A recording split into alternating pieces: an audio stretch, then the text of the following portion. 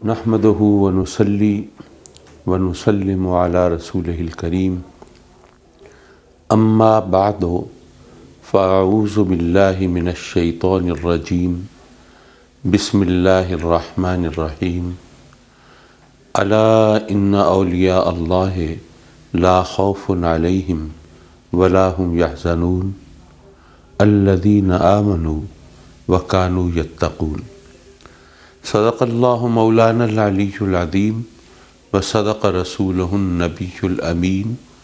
ونحن علی ذلک لمن الشاہدین والشاکرین والحمد للہ رب العالمین۔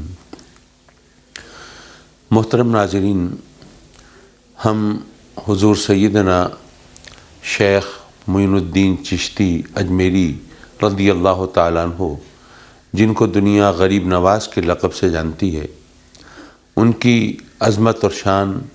اور سیرت و کردار اور خدمات کے حوالے سے کچھ کہنا چاہتے ہیں، کیونکہ ماہ رجب شروع ہو چکا ہے اور اس کی 6 تاریخ آپ کا یوم وصال ہے۔ اسی مناسبت سے مسلمانان بر صغیر آپ کی بارگاہ میں اپنی عقیدتوں اور محبتوں کا خراج پیش کرتے ہیں۔ جہاں تک آپ کی ذات کا تعلق ہے تو اگر ہم تاریخی حوالے سے شروع کریں تو پھر آپ کی ولادت سنجر کے علاقے میں ہوئی، جہاں پر حضرت خواجہ غیاث الدین حسن رضی اللہ تعالیٰ عنہ، جو کہ فرزند ہیں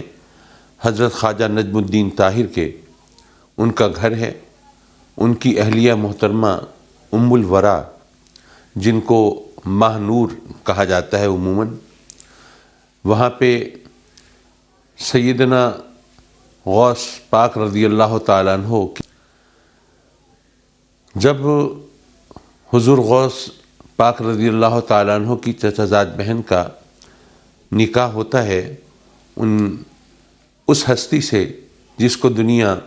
غیاث الدین حسن کے نام سے جانتی ہے، تو ان کے بطن میں جب حضور خواجہ غریب نواز جلوہ فگن ہوتے ہیں تو گھر میں عجیب کیفیت ہوتی ہے، لگتا ہے جیسے ہر چیز میں برکت پڑ گئی ہے۔ اگر کوئی ناراض تھا تو وہ راضی ہو رہا ہے، کسی سے جھگڑا تھا وہ ختم ہو رہا ہے، اگر کوئی چیز ختم ہونے والی ہے تو وہ ختم نہیں ہو رہی، اس میں برکت آ رہی ہے۔ یہ ایک عجیب و غریب ماحول سا بنتا ہے۔ اور ایک دن حضرت ام الورا اپنے شوہر سے کہتی ہیں کہ میں عجیب چیز محسوس کرتی ہوں،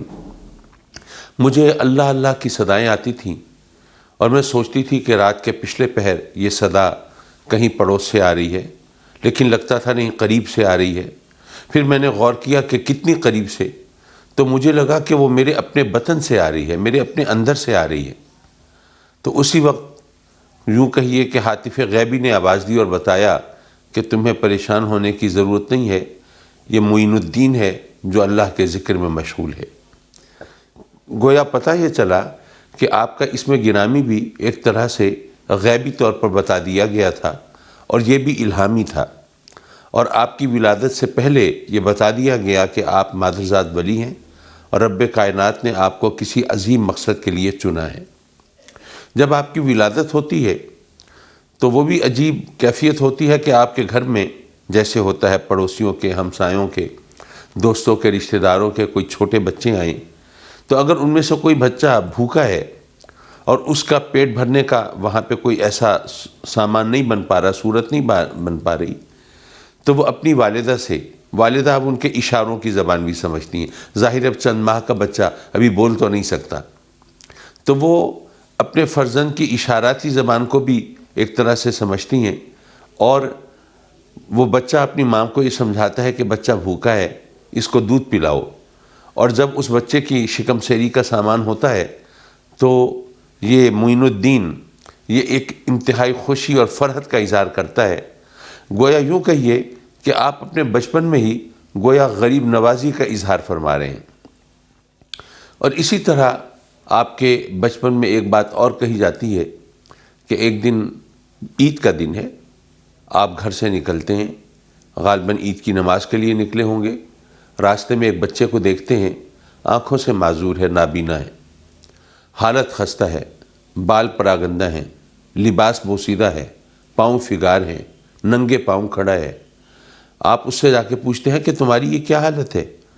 تمہارے بال کسی نے نہیں سنوارے، تمہیں کسی نے اچھے نہیں کپڑے نہیں پہنائے، آج عید کا دن ہے۔ وہ بچہ کہتا ہے کہ یہ خیال تو گھر والے رکھتے ہیں اور میں گھر والوں کی نعمت سے محروم ہوں، ماں باپ پردہ کر گئے، بھائی بہن کوئی ہے نہیں، بس اب اسی طرح گزر رہی ہے۔ آپ کی آنکھوں میں آنسو آ جاتے ہیں، اس کا ہاتھ پکڑ کے گھر لاتے ہیں، اپنی والدہ کو بتاتے ہیں کہ یہ بچہ اس طرح کھڑا ہے، اس کا کوئی گھر والا نہیں ہے، آج عید کا دن ہے، آپ اس کے ساتھ شفقت فرمائیں۔ والدہ بھی کچھ کہے بغیر اٹھتی ہیں، اس کو نہلاتی دھلاتی ہیں، اس کو اچھے نئے کپڑے پہناتی ہیں، اس طرح اپنی شفقت کا اظہار کرتی ہیں۔ یعنی یہ ایک طبیعت کا اظہار ہے نا جو شروع سے ہو رہا ہے۔ حضور خواجہ غریب نواز جس ماحول میں ہیں، وہ وقت بھی ذرا ذہن میں رکھیے کہ سیاسی حالات بہت ناگفتہ بے ہیں، قتال و جدال کی کیفیت ہے، لڑائی بھڑائی کا عالم ہے۔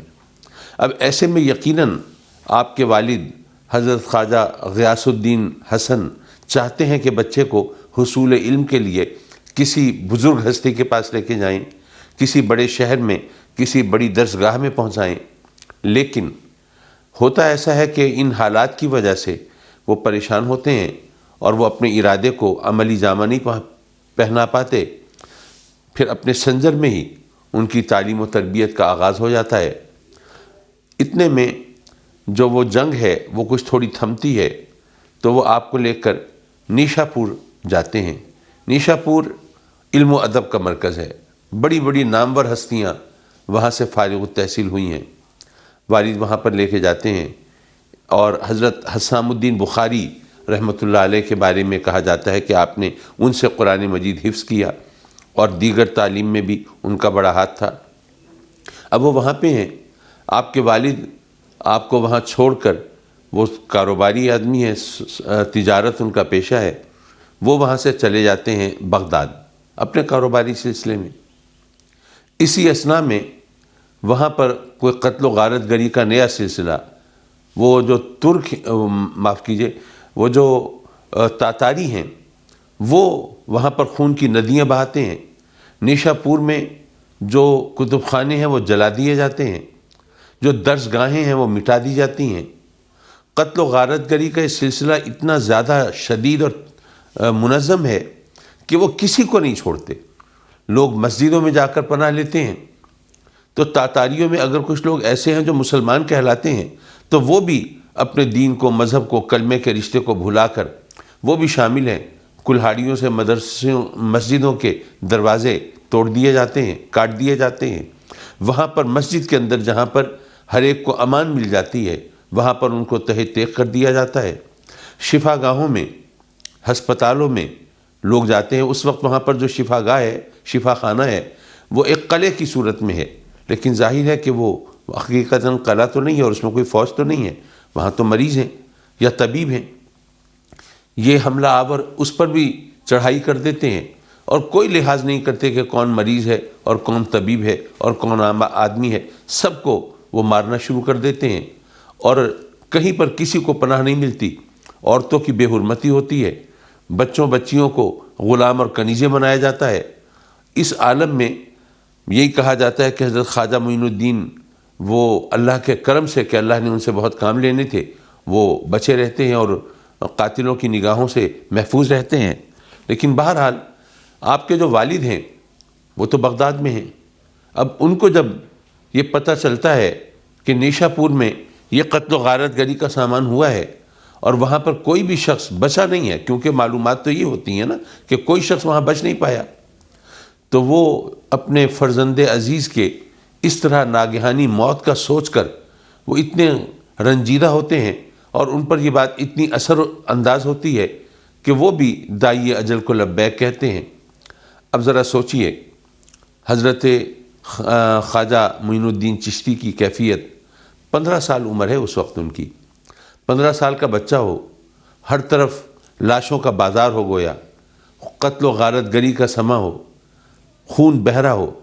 اور گوشت کے لوتھڑے بکھرے ہوں اور کوئی زی روح انسان نظروں کے سامنے نہ ہو، موت کا یہ بے پناہ رقص آنکھوں کے سامنے ہو، اور پھر کوئی غم گسار نہ ہو، کوئی تسلی دینے والا نہ ہو، کوئی غم بانٹنے والا نہ ہو، کوئی شفقت کا اظہار کرنے والا نہ ہو۔ اب ایسے میں تو بڑے جوان مرد اور قوی ہیکل لوگ وہ بھی حوصلہ چھوڑ جائیں، ایک 15 سال کے بچے پر اس کیفیت کا کیا اثر ہوا ہوگا۔ بہرحال وہ جب وہاں سے یہ قاتل بھی روانہ ہو جاتے ہیں کہ اب یہاں کوئی نہیں بچا، وہ کسی طرح جہاں بھی رب کائنات نے ان کو اپنی حفاظت میں رکھا تھا وہاں سے نکلتے ہیں، اور یہ تمام مناظر دیکھتے ہوئے اور ان سے آنکھیں چراتے ہوئے اور قدم بچاتے ہوئے وہ اپنے آبائی شہر سنجر کا راستہ لیتے ہیں۔ اب کھانے پینے کو ظاہر ہے کچھ نہیں ہے، پانی بھی پرانا زمانہ ہے، ہر جگہ میسر نہیں ہے۔ اب بھوک اور پیاس کے عالم میں اور اس ذہنی کیفیت میں، اور کوئی سفر کا وسیلہ بھی نہیں ہے، پیدل چل رہے ہیں، اس کیفیت میں کس طرح رب کائنات نے ان کی رہنمائی فرمائی اور وہ اپنی والدہ کے قدموں سے جا لپٹے اور وہاں پہنچے ہیں تو وہاں پر خبر پہنچتی ہے کہ والد دنیا سے رخصت ہو گئے۔ یعنی غم و اندوہ کی یہ کیفیت کس طرح مسلسل جاری ہے اور اس میں کس طرح اضافہ ہو رہا ہے۔ اب جب باپ کے دنیا سے رخصت ہونے کا سنتے ہیں تو اس وقت تو ان کی حالت بہت ہی پتلی ہوتی ہے، دنیا سے دل اچاٹ ہو جاتا ہے اور کسی کام میں جی نہیں لگتا، اور یوں کہیے کہ دنیا سے بیزار ہو جاتے ہیں۔ اب ایسے میں اگر ان کو حوصلہ ملتا ہے تو ان کی والدہ کی طرف سے وہ ان کو سہارا دیتی ہیں، ان کو بتاتی ہیں کہ اگر تم نے حوصلہ ہار دیا، اگر تم اسی طرح بیٹھے رہے تو یہ دنیا تو بڑی ظالم ہے، تمہیں کسی صورت میں نہیں بخشے گی، اور تم سوچو کیا تم نہیں چاہتے کہ تمہارے والد کی روح تم سے راضی رہے؟ وہ تمہیں عالم دیکھنا چاہتے تھے، تمہیں زندگی کے میدان میں کامیاب و کامران دیکھنا چاہتے تھے، اور ہر امتحان میں سرخرو دیکھنا چاہتے تھے، تو تم اس طرح تم کیا ان کے خواب پورے کر سکو گے؟ کیا ان کی توقعات پر پورے اتر سکو گے؟ جب وہ آپ کی والدہ محترمہ آپ کو یہ حوصلہ دیتی ہیں تو بالآخر وہ کچھ اپنے آپ پر قابو پاتے ہیں۔ اب یہ بھی اب اللہ کی طرف سے یوں کہیے کہ ایک اور امتحان ان کا منتظر ہے۔ اسی دوران جو مادر مشفق ہیں، جو کہ حوصلہ دلا رہی ہیں، جو زندگی کی علامت ہے، جو ان کا واحد سہارا ہے، وہ دنیا سے پردہ کر جاتی ہیں۔ لیکن رب کائنات نے اب ان کو یوں کہیے کہ خود سنبھالا ہے، وہ اس غم کو کسی طور برداشت کرتے ہیں۔ اب ان کو وراثت میں ایک باغ اور ایک چکی ملتی ہے۔ اب جسم و جان کا رشتہ برقرار رکھنا ہے نا، پیٹ بھی پالنا ہے، روزی کا ایک حلال ذریعہ میسر آیا ہے تو اسی سے فائدہ اٹھانا ہے۔ تو اب وہ باغ کی دیکھ بھال کر رہے ہیں، باغبانی کر رہے ہیں، وہاں پر درختوں کی کاٹ چھانٹ بھی کر رہے ہیں، کھاد اور پانی کا انتظام بھی کر رہے ہیں، وہ چکی بھی چلانی ہے، روزی بھی کمانی ہے۔ اب اسی کام میں لگے ہیں تو ظاہر ہے کہ کسی اور چیز کا ہوش نہیں رہتا، اور ہے کم سنی کا عالم، کوئی بہت زیادہ وقت تو نہیں گزرا ہے، پہلے 15 سال کے تھے تو اب 15.5-16 برس کے ہوں گے۔ ایسے میں ایک دن اپنے باغ میں دیکھ بھال میں مصروف ہیں تو ایک مجذوب، ایک بزرگ جن کو کے بارے میں کہا جاتا ہے کہ وہ جذب کی کیفیت میں رہتے تھے، حضرت ابراہیم قندوزی ان کا اس میں گرامی ہے، وہ تشریف لاتے ہیں، باغ سے گزرتے ہیں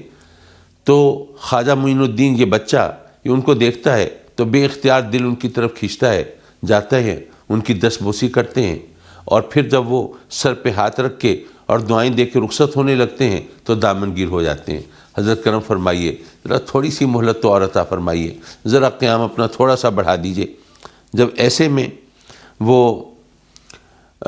بیٹھتے ہیں اور پھر پوچھتے ہیں کہ ہاں بتاؤ کیا مسئلہ ہے، کیا معاملہ ہے، تو وہ اپنی مصروفیات کے بارے میں بتاتے ہیں کہ ہاں جی یہ میری چکی ہے، یہ میرا باغ ہے، یہ روزی کا بہانہ ہے، یہ تمام سلسلہ اس طرح سے چل رہا ہے۔ تو وہ نصیحت کرتے ہیں، فرماتے ہیں کہ دیکھو یہ جو چکی ہے، یہ باغ ہے، یہ دولت ہے، یہ آمدنی ہے، یہ روپیہ پیسہ ہے، یہ سب یہیں رہ جائے گا۔ اگر تم اس سے لو لگاؤ گے تو پھر وہاں پر یہ تمام چیزیں تو تمہارے کام نہیں آئیں گی۔ وہاں پر اگر اس سے لو لگاؤ تو جو تمہارے لیے وہاں باغ منتظر ہوگا، جو نعمتیں اور رحمتیں وہاں تمہارے انتظار میں ہیں، تمہیں ان کا یہاں پہ اندازہ ہی نہیں ہے۔ جب دیکھتے ہیں کہ یہ نوجوان ان کی باتوں کا اثر قبول کر رہا ہے تو وہ اپنی جیب سے سوکھی ہوئی روٹی کا ایک ٹکڑا نکالتے ہیں اور وہ عطا فرماتے ہیں، اور آپ جب وہ ٹکڑا وہ اپنے منہ میں ڈالتے ہیں تو گویا قلب و ذہن کی دنیا ہی بدل جاتی ہے، اور وہیں پہ دوسرے دن وہ اپنی چکی بیچ دیتے ہیں، باغ بیچ دیتے ہیں، اور اس سے جو کچھ پیسے ملتے ہیں وہ کھڑے کھڑے وہیں راہ خدا میں غریبوں میں خرچ کر دیتے ہیں۔ لوگ سمجھتے ہیں خلل ہے دماغ کا، کیا ہو گیا ہے، لیکن یہاں سے اب ان کی ایک نئی زندگی کا سفر شروع ہو رہا ہے۔ انشاءاللہ العزیز آئندہ اس نئے سفر پر ہم اور آپ ان کے ساتھ ہوں گے۔ وآخر دعوانا ان الحمدللہ رب العالمین۔